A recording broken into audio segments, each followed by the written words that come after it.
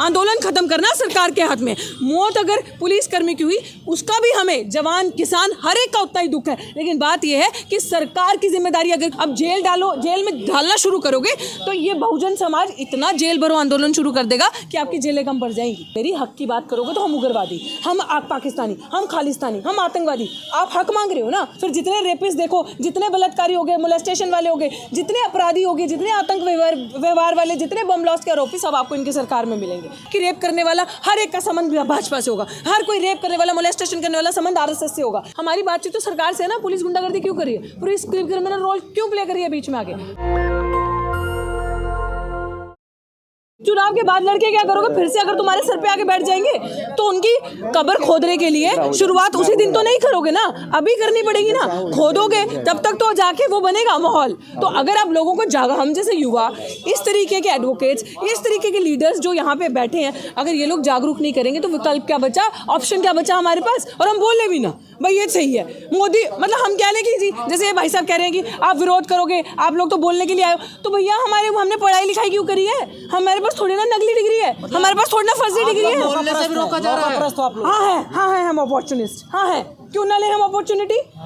हम अपॉर्चुनिटी लेंगे। इस अपॉर्चुनिटी को मोदी क्यों आपदा में अवसर देके, हम क्यों ना अवसर देके, हम अपॉर्चुनिटी ले रहे हैं न्याय के लिए, हम अपॉर्चुनिटी लेते हैं इनजस्टिस के खिलाफ खड़े होने के लिए। हम अपॉर्चुनिटी को गेन कर रहे हैं कि भैया किस तरीके से ये हमारे पास अपॉर्चुनिटी आ जाए और ये सरकार हट जाए, ताकि हमारे मीडिया के कर्मियों के हाथ में माइक बच जाए, ताकि महिलाओं की सुरक्षा। पुलिस वाले की मौत हो गई बेचारी की। आंदोलन खत्म करना सरकार के हाथ में। मौत अगर पुलिसकर्मी की हुई उसका भी हमें, जवान किसान हर एक का उतना ही दुख है, लेकिन बात यह है कि सरकार की जिम्मेदारी। अगर कोई भी पीसफुल प्रोटेस्ट करता है, इंसान की मृत्यु होती है, तो ये जवाबदेही सरकार की है। सरकार ने तो खुद मारने के लिए छोड़ा आसपास, खुद इस तरीके की हरकतें करो। वॉर जोन है क्या जब प्रोटेस्टर्स आ रहे हैं यार। तुम्हें कोई पुलिस की, मैं बार बार, हम पढ़े लिखे हैं, थोड़ा तो हम पे विश्वास कर लो भाई लोगों, आपको कोई पुलिस की परमिशन की जरूरत नहीं है प्रोटेस्ट करने के लिए। You just need to inform police कि मेरा संविधान मुझे ये अधिकार देता है कि मैं इस डेमोक्रेटिक कंट्री में कहीं पे भी जाके पीसफुल प्रोटेस्ट कर सकता हूँ, और मेरी सुरक्षा करने के लिए आओ। पुलिस अटैक करेगी। हो गए हैं ना, क्या हो गया, अब कानून में बदलाव हो रहे हैं। एग्जैक्टली, क्योंकि ये सरकार तो संविधान में बदलाव करना चाहती है, संविधान को ही बदलना चाहती है, तो कानून में तो थोड़े थोड़े बदलाव होंगे ही। इसी की लड़ाई आप समझिए, आप मैडम, इसी चीज की लड़ाई हम लड़ रहे हैं। पीछे करो, मैडम का चेहरा आने दो। आप सुन रहे हो मेरी बात, इसी चीज की लड़ाई हम लड़ रहे हैं, हंसिया मत। इसी चीज की लड़ाई अगर हम लड़ेंगे ना इस चीज की लड़ाई, तो माइक नहीं बचेगा आपके हाथ में। तो क्या लग रहा है, ये पुलिस आंदोलन करने देगी हम आप लोगों को? हमें क्या लग रहा है, हम तो आंदोलन करेंगे, वो अपना काम करेंगे। पुलिस आपको उठा के ले जाती है तो क्या हो गया फिर हमारे लोगों को? आपने देखा 6 तारीख को जब डॉक्टर रितु के वहां पे धरना था, अगर पुलिस उठा के लेगी, युवा इतना जाग चुका है ना, जागरूक हो चुका है, वो लेकर गई डिटेन करके 25-30 किलोमीटर से, फिर वापस उसी प्रोटेस्ट साइट पे आके बैठे। रात के 12 बजे तक यही चलता रहा। तो हम थक जाए, हम डर जाए। मैं बता रही हूँ ना, जो छोटा बच्चा होता है ना, उसके साथ जब आप मारते हो ना, उसको थप्पड़ थप्पड़ मारते हो या डंडे मारते हो, उसके अंदर से डर ही खत्म हो जाता है। चल 2 ही तो डंडे मारेगा, 4 ही। इसके बाद क्या, उन्होंने हमारा वो डर ही खत्म कर दिया। क्या करोगे, पर्चा करोगे, कोई बात नहीं, लड़ लेंगे। डंडे मारोगे, कोई बात नहीं। अब जेल में डालना शुरू करोगे तो ये बहुजन समाज इतना जेल भरो आंदोलन शुरू कर देगा कि आपकी जेलें कम पड़ जाएंगी। किसानों के ऊपर आरोप लग रहा है कि ये उग्र हो रहे हैं, आतंकवादी, खालिस्तानी, इस तरह के आरोप लग रहे हैं। भाई बहन, मेरी हक की बात करोगे तो हम उग्रवादी, हम पाकिस्तानी, हम खालिस्तानी, हम आतंकवादी। आप हक मांग रहे हो ना, आप चुप करके इनके साथ मिल जाओ, दलाल बन जाओ। फिर जितने रेपिस्ट देखो, जितने बलात्कारी हो गए, मोलेस्टेशन वाले हो गए, जितने अपराधी हो गए, जितने आतंक व्यवहार वाले, जितने बम ब्लास्ट के आरोपी, सब आपको इनकी सरकार में मिलेंगे, बाहर कहीं नहीं मिलेंगे। तो ये वही तो मैं बोल रही हूँ, मिल रहे हैं रोज, भाजपा के अंदर मिलेंगे। अब यही चीज़ है कि अगर ये पीसफुल प्रोटेस्टर को पीसफुल तरीके से अंदर जाने दे, तो कभी आपको ऐसा माहौल नहीं नजर आएगा अटैकिंग का। मेरा जब प्रोटेस्ट हटाया, पुलिस ने क्या किया, लोगों को उतरते ही डिटेन करना शुरू कर दिया। तो ये तो अपराध है ना, ये तो क्रिमिनल एक्टिविटी है जो पुलिस कर रही है। पुलिस से कौन करवा रहा है? अमित शाह। तो अमित शाह को हटाओ ना, मोदी को हटाओ ना, तो ऑप्शन आपके पास है, डेमोक्रेटिक स्पेस बचेगी, प्रोटेस्ट करोगे, अपनी आवाज़ उठाओगे, भाई रोजगार भी मिलेगा, थालियों में निवाले भी आएंगे, बहन बेटी की सुरक्षा भी होगी, रेप भी नहीं होंगे। अगर कोई रेप करेगा, कड़ी से कड़ी सजा मिलेगी फास्ट ट्रैक पे। ये नहीं होगा कि रेप करने वाला हर एक का संबंध भाजपा से होगा, हर कोई रेप करने वाला, मोलेस्टेशन करने वाला संबंध आरएसएस से होगा। इससे तो बचोगे। अब आपको कोई प्रमाण चाहिए कि इससे बड़ा आतंकी संगठन देश में, आतंकी संगठन कोई नहीं आरएसएस से बड़ा। मोदी जी को रास्ता इसी तरीके से सड़क आपका रास्ता, आंदोलन आपका रास्ता है। कोई नहीं आने नहीं दिया जा रहा ना, हम आएंगे, हम डरेंगे नहीं इनकी फर्जी धमकियों से, फर्जी पर्चों से। सारे आंदोलन कैंसिल किए जा रहे हैं। मैं मान रही हूँ कैंसिल किए जा रहे हैं। आप यही समझो ना, बौखलाहट, डर देखो, इस कैंसिल करने के पीछे वो बौखलाहट और डर देखो। तो हम डर जाएं, हम घर पे बैठ जाएं? बिल्कुल नहीं बैठेंगे, हम आएंगे।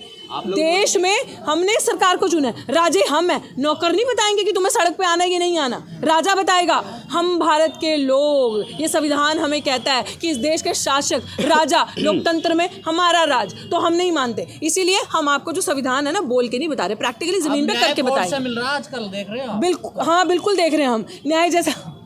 मैं बिल्कुल देख रही हूँ। शुक्र है सुप्रीम कोर्ट ने जो न्याय दिया है भाई साहब, वो जनता की वजह से दिया, क्योंकि सुप्रीम कोर्ट के बाहर जो प्रदर्शन हुए, जो जजेस को बचाने के लिए हम लोगों जैसे लोगों ने प्रदर्शन किया कि जजेस तुम संघर्ष करो, हम तुम्हारे साथ हैं, उस वजह से उनके अंदर बल आया कि कल को अगर हमारे पीछे अटैकिंग, ये गवर्नमेंट अटैक करती है, हमारे पीछे लगती है, तो हम इनके अप्रोच करेंगे, इन लोगों को बोलेंगे आओ हमारे साथ खड़े हो। तो इन लोगों के पास लोग बाग हैं, ये लोग सड़कें गर्म करेंगे हमारे लिए और हमें बचाएंगे। इसलिए सुप्रीम कोर्ट ने न्याय किया, जनता की वजह से।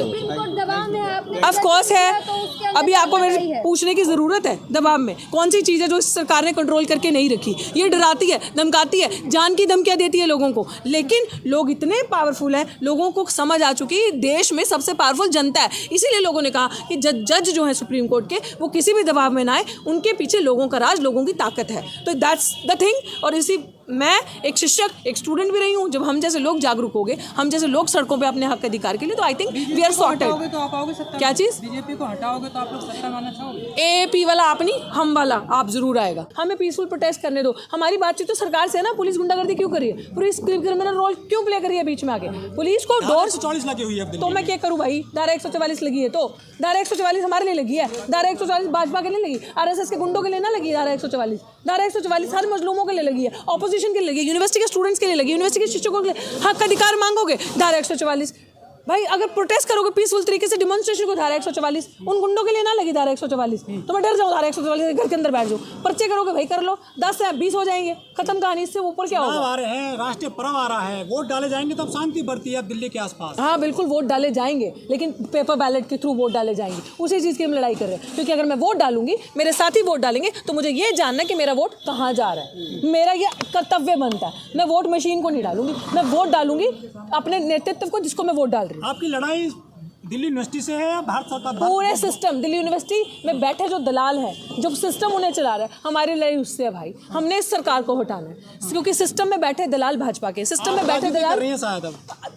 If everything becomes politics, I will decide my politics, and I have decided my politics. अपना मुद्दा भूल गए क्या आप लोग? बिल्कुल, मैं अपना मुद्दा बड़े अच्छे से याद है। मेरा मुद्दा खाली नौकरी से सीमित नहीं है, यूनिवर्सिटी से हर बेरोजगार की आवाज़ हूँ मैं, हर महिला जिसका शोषण हो रहा है, जिसको न्याय नहीं मिल रहा, जो भटक रही है वहाँ, मैं उसकी आवाज़ हूँ। मुझे उसके लिए खड़े होना है, मुझे उनके लिए खड़े होना है जिनकी थाली से निवाले छीने, जो लोग दिल्ली विश्वविद्यालय में 20 साल से 14 साल से पढ़ा रहे थे, मैं उनके लिए खड़े होना भाई, उनकी थाली से निवाला छीने। तो मेरी लड़ाई लार्जर है, मेरी लड़ाई हर उस बहुसंख्यक समाज की है, उस 92% लोगों की है, जिनके लिए मेरा फर्ज बनता है बोलना, क्योंकि मुझे डॉक्टर अम्बेडकर ने पढ़ाई सिर्फ अपने लिए नहीं कहा करने के लिए, इस 92% आबादी के लिए कहा है। और शुक्रिया आप सबका। मैं चाहती हूँ कि 26 तारीख को हमारी बहुत बड़ी कॉल है। आप लोगों ने जिस तरीके से दल बल से साथ दिया, 26 तारीख को 11 बजे दिल्ली विश्वविद्यालय के 4 नंबर गेट में आप इसी ताकत के साथ पहुंचे, और जुल्मियों को हम ऐसे हराएंगे, डराएंगे। आप भारत की बेटी बन पाएंगी क्या? आशुतोष बोलेंगे। आशुतोष जी, आप पे हमला हुआ, बताएं। देखो एफआईआर हो चुकी है पूरी तरीके से, लेकिन उनको पूरा प्रशासन, पूरा आरएसएस बचाने में लगा हुआ है। लेकिन हमको इतना उम्मीद भी नहीं थी उनसे, गिरफ्तारी नहीं हुई है। SC/ST एट्रोसिटी एक्ट के अंदर एफआईआर हुई है, उसके बावजूद भी उनको खुले में घूम रहे हैं। उसके बाद 2 बार पूरी गैंग बनाकर हमारे प्रोटेस्ट के इर्द गिर्द और मारने के पूरे प्लान में हैं वही 2 लोग। और आईओ, चाहे आईओ हो या वहाँ का SHO, वो सब मिले वहाँ बैल प्लान के साथ, कॉन्स्पिरेसी के साथ ये सब हो रहा है। लेकिन हमारा क्या बिगाड़ोगे? हम तो फिर भी उनकी हर किए दरे पे जमाएंगे, सीधा है हमारा। तो जो हुआ उससे कोई डर है आपको? बिल्कुल डर नहीं है। मैं अभी भी देखो प्रेस क्लब में हूँ। उस सुबह जिस दिन हमला हुआ, जिस रात को हमला हुआ, उस रात सुबह 5 बजे तक था, लेकिन उसके तुरंत 2-3 घंटे बाद मैं फिर से आंदोलन में था। बिल्कुल नहीं डरा हूँ मैं, और ना ही हम डरेंगे। वो लड़ाई है, इस लड़ाई में डरे हुए लोगों का काम नहीं है। निडरता से जो इस लड़ाई को आगे बढ़ा सके, इस आंदोलन को और मुखर रूप से पूरी जनता के बीच में पहुँचा सके, ऐसे लोगों की जरूरत है, और ऐसे लोग हैं, टिके हुए हैं। अभी खिलाफ है, गुंडे हमले कर रहे हैं, कैसे जीतेंगे फिर? देखो लोगों की ताकत, सीधा बोलते हैं कि हमें किसी पे भरोसा नहीं है। भरोसा है आम जनता पे, भरोसा है अपने लोगों पे, भरोसा है बहुजन समाज पे, भरोसा है उन तमाम लोगों पर जो चाहते हैं बदलाव आए, तो वो लोग न्याय दिलाएंगे। इकट्ठे ही नहीं होने देंगे तो कैसे करेंगे आंदोलन? नहीं, इस बार प्लानिंग बदली जाएगी। हम बेवकूफ़ तोड़ने की हर बार वैसे उसी रूप में करें आंदोलन की इस बार प्लानिंग बदली। सब इकट्ठे होकर आप सब रहोगे, देखें ना ही किसी जनिश पे। पत्रकारों को भी उठा लिया गया था, डिटेन कर लिया गया था, दिल्ली से भाग ले गए थे। इस बार देखना नए रूप से, नए मुखर रूप से हम लोग आंदोलन में आ रहे हैं और आप सब पत्रकारों की जिम्मेदारी हम ले रहे हैं, आपके साथ कुछ लोग रहेंगे। इस बार अगर पुलिस उठाए तो आप अपनी ताकत दिखाओ, आप तो डेमोक्रेसी का चौथा लोकतंत्र हैं। धन्यवाद। नेशनल दस्तक की आपसे गुजारिश है कि अगर इसको बचाना चाहते हैं तो नेशनल दस्तक को सब्सक्राइब करने के लिए रेड कलर के सब्सक्राइब बटन को दबाएं, फिर बेल आइकन की घंटी दबाएं। नेशनल दस्तक को बचाने के लिए बहुत जरूरी है कि हर खबर को शेयर करें, लाइक करें, कमेंट जरूर करें।